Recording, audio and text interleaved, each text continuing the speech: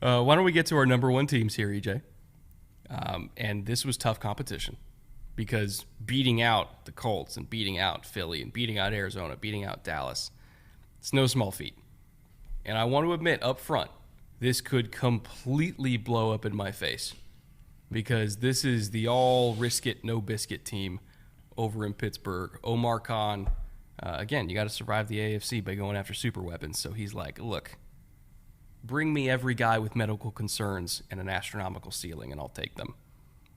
This Steelers class could be historically ridiculous. Or it could be absolutely terrible, depending on how these medical things work out. But I lean towards the positive side of things. So let's talk about if this class hits their ceiling, what it looks like. We got Broderick Jones, who, again, they traded up for, got themselves a franchise left tackle, one of the, if not the smoothest mover at the tackle position in this class, extraordinarily high upside. Obviously, functional strength isn't all the way there. Core strength isn't all the way there. But in terms of athleticism, in terms of upside, I think he could potentially be like a Teron Armstead 2.0. That's how he looks to me. Come back in the second round, top of the second round, with the pick that they got for trading away Chase Claypool. Thank you, Bears. Appreciate that. Joey Porter Jr., the legacy. Did not expect him to be there. I don't think anybody expected him to be there, especially the Steelers. And they had a need at corner. More importantly, they had a need at press corner because this is a team that plays more cover one on first down than almost everybody else in the league. They get you into 2nd and 8. They play cover 2, which Porter can also do just fine. They get you into 3rd and 5, and then they throw crazy-ass, pressures at you. So he fits what they love, which is beating up receivers on 1st and 10, and they got him at the top of the second round. Super high ceiling for him. Keanu Benton slipped to the middle of the second round. I thought he was a candidate to go to them at 17 if they didn't trade up for a tackle, and they got him in the middle of the second round. My comp for him was Cam Hayward, somebody who can play either 5 technique or 3 technique and be damn good at it. Way underrated athlete, better athlete than I think he tested. Not that he tested poorly, but like on tape, you're like, wow, he can move. Wrestling background, shows up as a pass rusher. Love Keanu Benton. Darnell Washington, who EJ, and again, the comp isn't crazy. EJ Compton with Gronk in terms of the ability to play wide tight end, blow people off the ball in the run game, and then just be an absolute load to handle in the pass game because he's so explosive and big, and the catching radius is insane. He's not as smooth a mover as Dalton Kincaid or Musgrave or Mayer or anything like that, but in terms of just being big and imposing and fast in a straight line, like Darnell Washington was that guy. Didn't find out until like the day of the draft that there was a medical thing with the knees, and that's why he fell all the way until the end of the 3rd round at 30th pick in the 3rd round. But if he's fine, like if it checks out and he plays a long time, that's a A+ home run pick. Nick Herbig, they listed him at linebacker. I saw him generally as like an edge that if you're I'm just trying to project him to their system, right? Because they don't really do the whole like Sam linebacker thing, like how we think of it.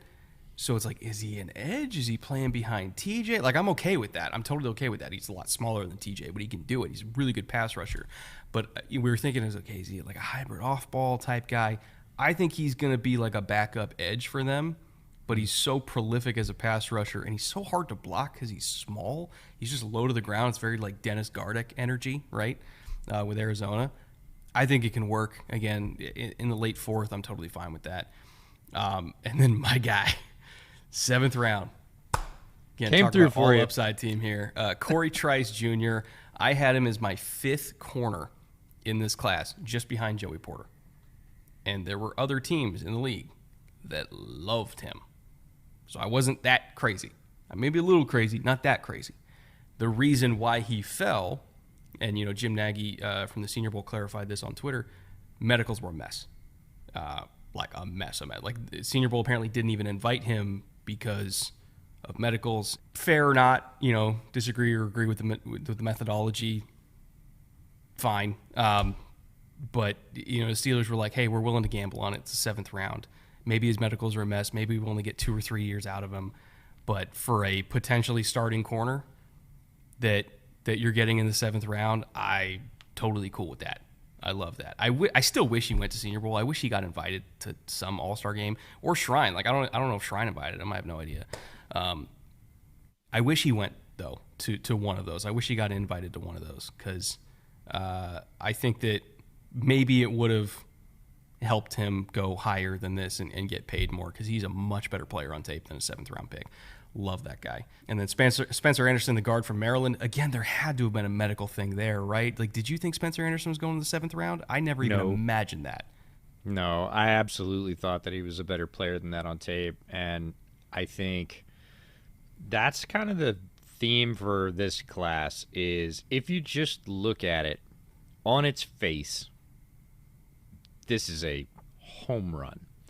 When you dig into it a little bit and you find out, okay, there's a medical thing with Washington. That's troubling, but again, it can go two ways. We saw this with lots of teams and lots of players that have medical things. Is some teams are completely cool with medical concerns and they have a much higher tolerance for those than others. Some teams are not, and you never know how it's going to work out. Even players that have no medical issues that are flagged coming out of college can get hurt in their rookie year in the NFL and never be the same. So injuries, you just don't know how it's going to play. But on its face, if you just look at the top three, Broderick Jones, again, the Steelers were a little bit like the Colts were at quarterback. They had to take a swing at tackle. They take their swing.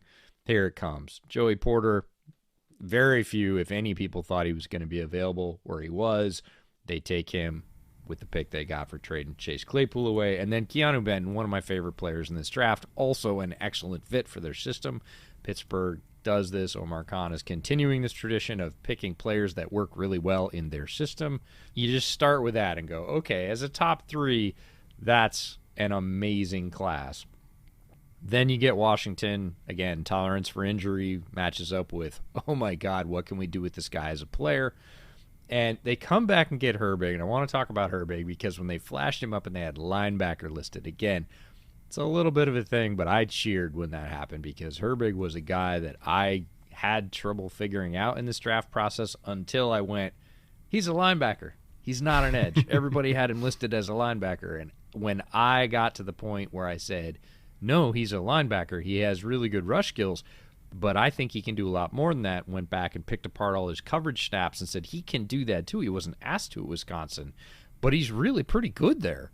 He needs to clean up his tackling angles against the pass, not against the run, but in terms of being in phase, being in the right place, having a good feel for zone. Herbig's really good against the pass. He just didn't get asked to do it very much. So when they locked him in as linebacker, I thought they see it the same way I do. This is really cool, and I think he's going to have a tremendous impact there. People are going to, again, say, how did this guy go to the end of the fourth in a couple of years in Pittsburgh's system, and he starts producing at a really high level, as their linebackers tend to do. People will look back at this. Trice, it was injury the entire way. We didn't know it. I hope that he and Washington specifically stay healthy. Because if they stay healthy, they are wild impact players, and this class vaults right up towards the top of the board. It is a gamble on injury. They all are in some sense. This one a little more so than a few others.